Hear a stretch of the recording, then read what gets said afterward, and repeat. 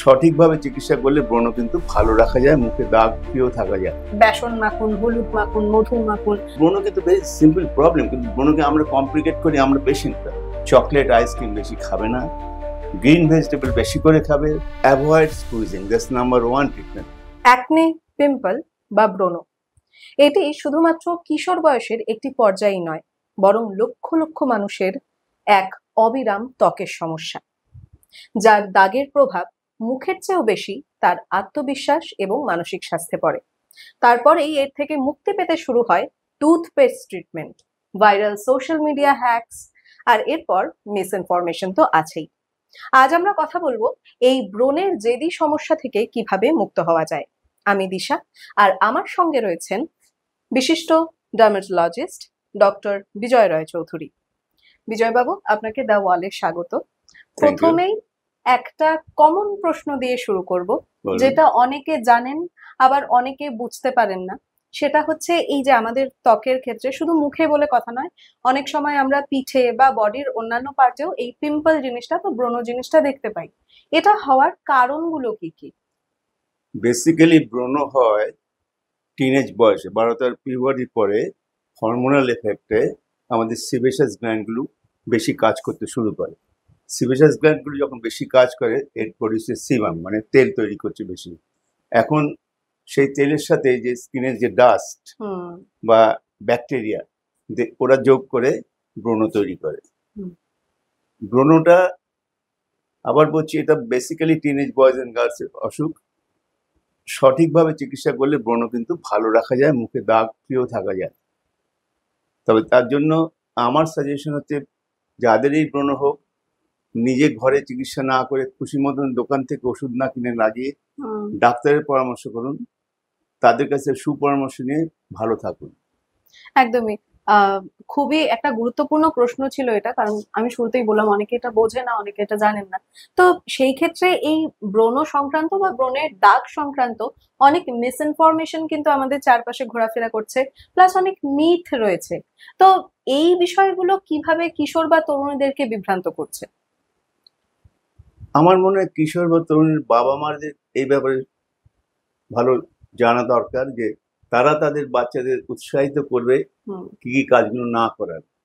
1 নম্বর, ব্রণ পেশেন্টদের ওরা সব টেন্ডেন্সি থাকে একটু পেকে গেল টিপে দিল, ও টেপা টিপি করা বন্ধ। Avoid squeezing, that's number 1 treatment. Number 2, they have to have a good food habit, মানে গ্রিন ভেজিটেবল, শাক সবজি, ফল, জল বেশি করে খেতে হবে যাতে বাউলস ক্লিয়ার থাকে। 3 নম্বর, মুখটা যখন মুছবে তখন টাওয়েল দিয়ে ড্যাপ করবে, রাব করবে না। This is the 3 basic thing they have to follow. একদম।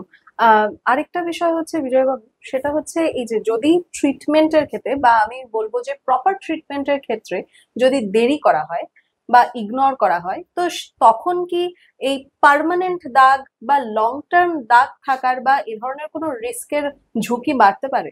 অবশ্য আছে। প্রপার ট্রিটমেন্ট যদি সময় মতো না করা হয় বা ট্রিটমেন্ট করতে দেরি হলে, প্রথমত they can develop scar, they can develop hyperpigmentation, জায়গাটা কালো হয়ে যাবে, মুখে কালো কালো উঁচু উঁচু দাগ হয়ে যাবে। And I don't think no young boys and girls would like it. সুতরাং প্রপার ট্রিটমেন্ট অবশ্যই দরকার। কোনো রকমের সোশ্যাল মিডিয়া হ্যাকস, মানে সোশ্যাল সাইটে কোনো ভিডিও দেখলো, সেটা দেখে ইনফ্লুয়েন্স হচ্ছে, তারপর নিজের স্কিনের ওপর অ্যাপ্লাই করছে। অনেক সময় আমরা হোম রেমেডিজ এর কথাও দেখি, যে বেসন মাখুন, হলুদ মাখুন, মধু মাখুন, এ ধরনের বিভিন্ন, বলে শেষ করা যাবে না, অনেক কিছুই আছে। এগুলো দেখছে তারা, দেখে তারা প্রভাবিত হচ্ছে এবং তারপর উইদাউট এনি প্রপার কনসালটেশন নিজের ওপরে অ্যাপ্লাই করছে। তো এটার ক্ষেত্রে কতটা এই বিষয়গুলো কতটা ঝুঁকিপূর্ণ? অবশ্যই ঝুঁকিপূর্ণ, যেটা আমি প্রথমে বলেছি। পেশেন্টের মানে বাচ্চার বাবা মাকে অনেক এ ব্যাপারে ওয়াকিবহাল হতে হবে। তাদের বাবা মা তাদের বাচ্চাদের যখন অ্যাডোলেসেন্স বয়সে আসবে, দে উইল অ্যাডভাইস দেম যে এটা খোটাখুটি তোরা করবি না, তোরা দোকান থেকে ওষুধ কিনে লাগাবি না, তোমরা তোমাকে আমি ডাক্তারবাবুর কাছে নিয়ে যাচ্ছি, গুড স্কিন স্পেশালিস্ট, অ্যান্ড উনি তোমাকে যা অ্যাডভাইস করবেন সেটা ফলো করো। আর সেটা যদি করে তারা ভালো থাকবে, এবং এই দাগ বা যে পোস্ট ইনফ্লামেটরি পিগমেন্টেশন বা স্কারিং এগুলো হবে না। মার্কেটে অনেক ওটিসি প্রোডাক্ট রয়েছে, বা আরেকটা বিষয় যেটা বলবো সেটা হচ্ছে গিয়ে এই ধরনের কোনো প্রোডাক্টের যদি মিসইউজ বা ওভার ইউজ করা হয় সেই ক্ষেত্রে স্কিনে কি কি প্রবলেম ক্রিয়েট হতে পারে? মিস ইউজ করলে কমপ্লিকেশন অফ পিম্পলস হবে, যেমন পিগমেন্টেশন হবে, স্কারিং হবে, অনেক সময় হাইপারট্রফি স্কার হতে পারে, অ্যান্ড ডিসফিগার ফেস হবে। অ্যান্ড ব্রণ শুধু মুখে হয় না, ব্রণ ভি অফ দ্য নেকে হয়, পিঠেও হয়। সুতরাং they have to be careful. সুতরাং আবার বলছে, এটা আমার আমার মত হচ্ছে বাবা মার উচিত ছেলে মেয়েদের প্রপারলি অ্যাডভাইস করা। অর্থাৎ আপনি বলতে চাইছেন যে এটা পুরোটা গার্জিয়ানের ওপরেই, Of মানে course, তারা of কিভাবে course. তাদের সন্তানদেরকে এই বিষয়গুলোর থেকে দূরে রাখতে পারবে। ইটস নট নেসেসারিলি যে সন্তানরা বাবা মার কথা শুনবেই, একদম এটা তাই। Absolutely necessary. তবে না শুনলে তারা, আমি যেটা আমার পেশেন্টদের যেটা সবসময় বলি, দেখো মুখটা তোমার বাবা মারও নয়, আমারও নয়। আজকে যদি তোমার মুখে দাগ হয়ে যায়, আই ফিল ব্যাড যে আমার পেশেন্টটা ভালো হয়নি। একদম। এর থেকে আমার বেশি ক্ষতি কিছু হবে না। ইউর পেরেন্টস উড ফিল যে আমার মেয়ের মুখে দাগ রয়েছে, ছেলের মুখে দাগ আছে, এর বেশি ওদের কিন্তু ক্ষতি হবে না। বাট এই মুখটা কিন্তু সারা জীবন বয়ে বেড়াতে হবে। So you should be more careful. একদমই, একটা কথা আছে না, আমরা যেটা বলি আগে দর্শনধারী তারপর গুণ বিচারী। এক্স্যাক্টলি। তবে বিজয়বাবু, এটা আমার সম্ভবত শেষ প্রশ্ন, সেটা হচ্ছে যারা এই যে এই ধরনের মিসইনফরমেশন বা মিথের মধ্যে পড়েছে বা এই যে ইনফ্লুয়েন্স হয়ে নিজেদের উপরে সমস্ত কিছু অ্যাপ্লাই করেছে, বা অনেক ক্ষেত্রে দেখা গিয়েছে যে ডাক্তারদের কাছে তারা গিয়েছেন, প্রপার ট্রিটমেন্ট নিচ্ছেন, হয়তো সেটা কন্টিনিউ করেননি, তো সেই ক্ষেত্রে দেখা যাচ্ছে তাদের যেটা কমে যাওয়ার কথা সেটা কমছেও না, এই ব্রণ সমস্যাটা থেকেই যাচ্ছে এবং যত দিন যাচ্ছে এটা ততই বেড়ে চলেছে। তো সেক্ষেত্রে অবশ্যই আমি শুরুতেই যেটা বলেছিলাম যে এর দাগের প্রভাব মুখের চেয়েও বেশি আমাদের মানসিক স্বাস্থ্যে এবং আত্মবিশ্বাসের উপরে পড়ে। তো তাদের জন্য আপনি কি বার্তা দেবেন? আমি তাদের বলবো, you must listen to your parents, you must listen to your doctor.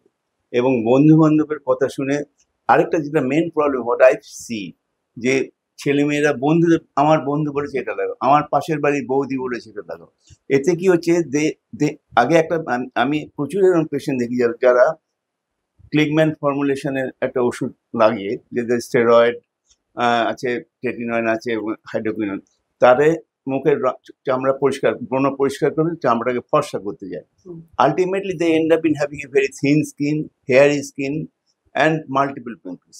এরা কিন্তু খুব difficult, is very difficult to treat this patient also. তবে আমি মানে পেশেন্টদের আমি উৎসাহিত করার জন্য এইটুকু বলবো, মুখে দাগ হয়ে গেল তার অনেক ভালো চিকিৎসা আছে, অনেক কেমিক্যাল পিল আছে, তোমার লেজার ট্রিটমেন্ট আছে, অ্যান্ড এখন অনেক ভালো ভালো ওষুধ আছে। যে একনি যে দেয়ার 4 গ্রেডস অফ একনি, সিভিয়ার গ্রেডগুলোকেও, যেগুলো নোডুলস হয়, পাস্টুলস হয়, সেগুলোকেও কিন্তু আমরা ওষুধ খাইয়েই ভালো রাখতে পারি, কিন্তু provided they come to you and see you in time. একদমই। তবে আপনি ফুড হ্যাবিটস এর কথা মাঝখানে বলেছিলেন, অবশ্যই বলেছি। তো ফুড হ্যাবিটস এর ক্ষেত্রে কি কি চেঞ্জেস আনা দরকার? জাঙ্ক ফুড খাবে না, অ্যাবসলিউটলি ডেয়ারি প্রোডাক্ট বেশি খাবে না, চকলেট আইসক্রিম বেশি খাবে না, গ্রিন ভেজিটেবল বেশি করে খাবে, ফ্রুটস বেশি করে খাবে, জল বেশি করে খাবে, বাউলসটা ক্লিয়ার রাখতে হবে। এগেন অনেক অনেক মেয়েদের যাদের পলিসিস্টিক ওভারি থাকে, তাদের হরমোনাল ইমব্যালেন্স বেশি হয়, they have to see a gynaecologist to treat the polycystic ovary as well. তাহলে বেসিক্যালি ব্রণ কিন্তু ভেরি সিম্পল প্রবলেম, কিন্তু ব্রণকে আমরা কমপ্লিকেট করি আমরা পেশেন্টরা। যদি ব্রণকে পেশেন্ট ডাক্তারের কথা শোনে, যদি তার ফুড হ্যাবিট এবং অল দ্য হ্যাবিটস ভালো রাখে, পেশেন্ট ভালো হতে বাধ্য। একদমই। বিজয়বাবু, আপনার সঙ্গে কথা বলে সত্যি খুব ভালো লাগলো, আর খুবই গুরুত্বপূর্ণ একটা টপিক, যেটা আপনি বললেন যে সামান্য একটা সমস্যা, কিন্তু আমরা পেশেন্টরাই এটাকে না, পেশেন্টরা এটা খারাপ করছে। সমস্যাটা সামান্যই, সব ছেলে মেয়েরই হয়, ইয়াং এজের সব ছেলে। কিন্তু তুমি অ্যাডাল্ট এজে যাদের মুখে গর্ত দেখবে, দে আর অল সেলফ ইনফেক্টেড প্রবলেম। ওরা নিজেরাই গর্ত করছে, নিজেরাই ফুটছে, তারা ভাবছে বেড়াতে যাবো, একটু পাস দেখা যাচ্ছে, একটু ব্যবহার করে, that is not too good. একদমই। অসংখ্য অসংখ্য ধন্যবাদ বিজয়বাবু দাওয়ালকে এতটা সময় দেওয়ার জন্য। তাহলে আপনারা সকলেই শুনলেন, এবং শুধু আপনারাই নয়, আপনাদের চেনা পরিচিত অনেকেই হয়তো এই একই সমস্যায় ভুগছেন, এই পিম্পলের সমস্যা নিয়ে, যার জেদি দাগ আপনাদের উপরে একটা বড় প্রভাব ফেলে রেখেছে। তো এই মুহূর্তের জন্য এই পর্ব এ পর্যন্তই। ভালো থাকুন, সুস্থ থাকুন, নমস্কার।